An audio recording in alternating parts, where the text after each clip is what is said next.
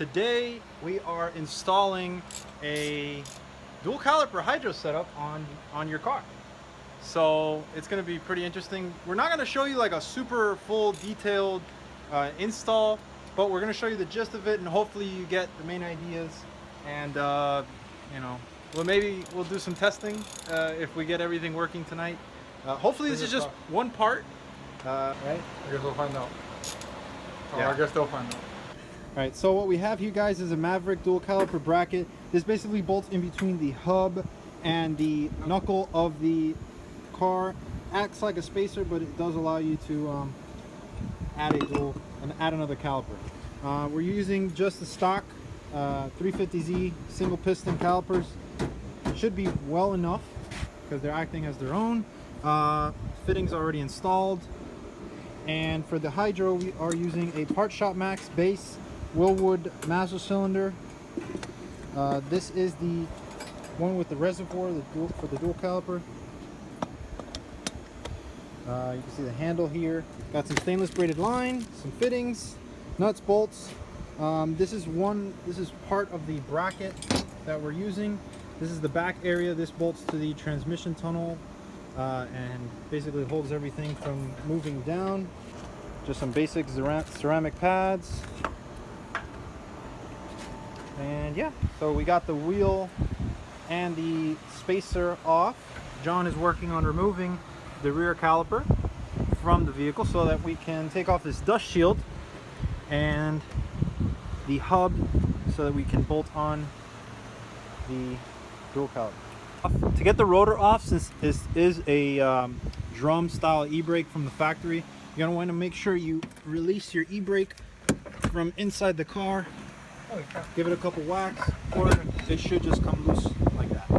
So unlike the S13, where to take off the hub, there's kind of slots where the axle goes right here. There's like slots here where you can fit a socket inside of here and get the get these bolts out.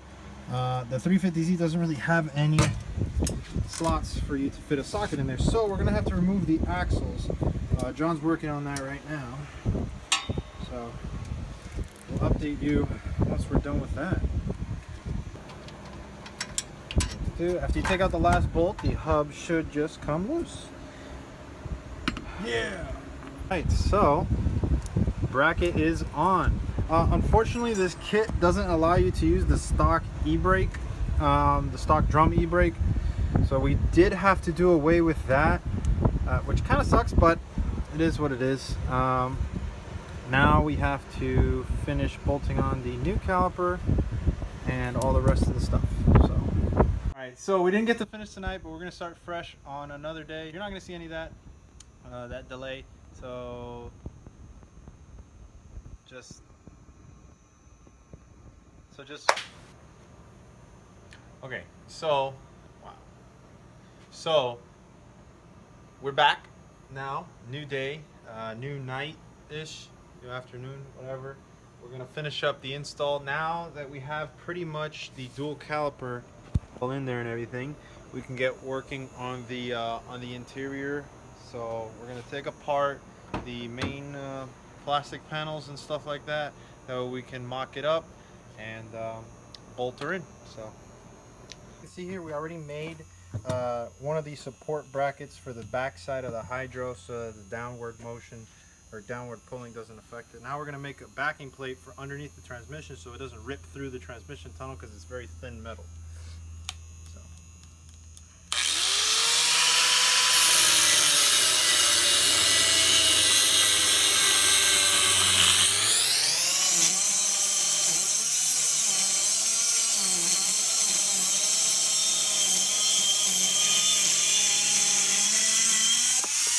Alright, so we got the hydro pretty much bolted in, and you see it kind of bolts in there, and the support bracket on the side.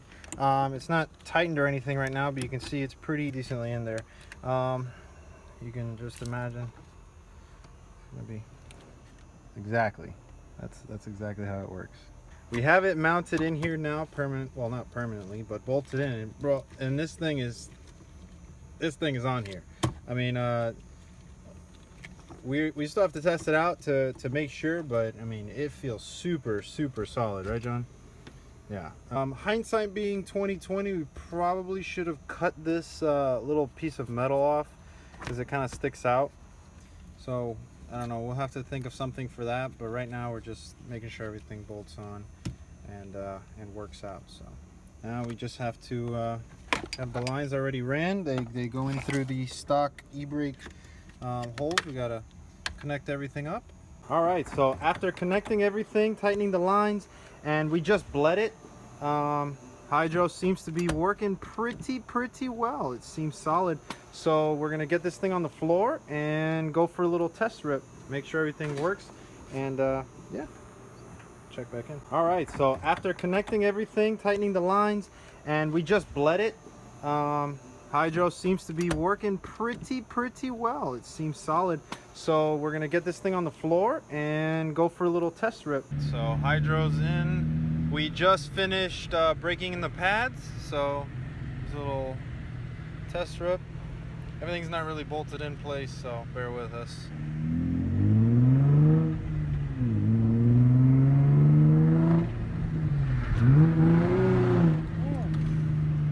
Man, this is gonna get too big. Locks up like nothing, huh? Yeah.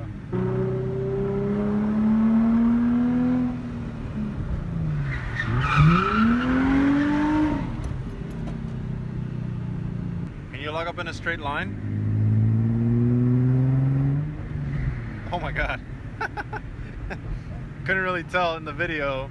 You guys can't really tell, but this thing locks up in a straight line, which is pretty crazy for a single piston caliper. You don't need much, I guess. Yeah. It's pretty awesome. I need to get myself one of these. I'm still on the stock cable e-brake. Alright, so that was definitely a success, guys. As you just saw, testing went awesome. Couldn't be more stoked on how it came out. It's super solid. Locks up both wheels going in a freaking straight line. Yeah. Which is I was crazy. skeptical at first, but then you just gotta pull a little harder. Yeah. So, I mean, super happy. We're gonna be at the face-off at Sebring. You can look it up, US Drift Circuit. But anyways, guys, have a good night or morning whenever you're watching this video. See you later.